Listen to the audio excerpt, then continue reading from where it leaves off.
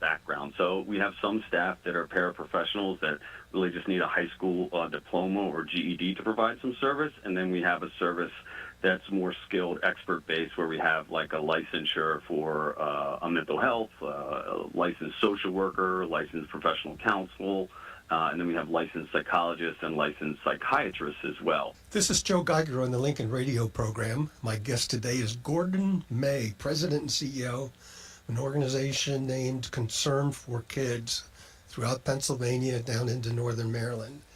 Gordon, what's the budget size of your organization? We're around $22 million annually in revenue.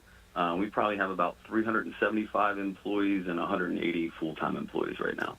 So that's a pretty good chunk of change, and with the economy being what it is, it's also got to be challenging to do the fundraising to that target.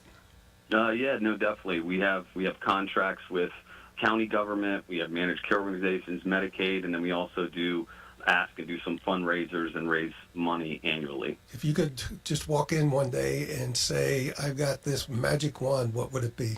Oh my, that's a good one. Well, one, I would want to pay my staff more. You know, the work is so hard, and I think to recruit and find the staff to do such difficult work, just to increase what we're paid to provide a service and be able to pay our staff more than we currently do. We're constantly trying to do that. I think that would help attract people and help the people provide the service that's needed. So that would be one thing that jumps right out at me. The thing that I always think about when working with special needs populations is the burnout rate, too, of staff.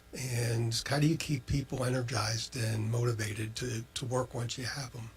We actually focus on that a lot at Concern. We have a wellness initiative. It's baked into our strategic plan.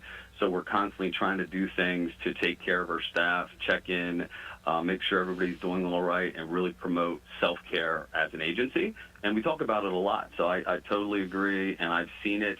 And we really promote taking your PTO and doing things at work in support of one another. At the end of the day, how do you know you're making a difference? We have Meet the Mission and Mission Moments. We've just started doing that because exactly what you said, it's so hard. So we do have success stories, and we try to highlight those as best we can. I just did one at the board meeting, and we do have incidences where our staff, our foster parents are really making a difference in people's lives. So we really try to highlight the wins and say, hey, you know, listen, we have some difficult things, we see some horrible things, but we also have some really positive moments where our staff do amazing things for the people we serve. Why don't you share one of your wins with our listeners? I guess the most recent one that comes to mind, we had, and I'll do the short version, we had a kid that was bouncing around foster care. His parents were abusive, neglecting him, and he didn't really want to leave his parents and kept trying, but his parents kept not coming through, and then he eventually saw that, hey, this wasn't going to work, and he's no longer going to be with his parents. He found a foster home. He's been with Concern a couple years now, doing great, and the family's going to legally adopt him, and he's been very successful, but he had a rough 3 years of going through the back and forth and trying to get back with his parents, and his parents not doing what they're supposed to do and using drugs, and then him seeing that, and then him being successful and our staff working with him.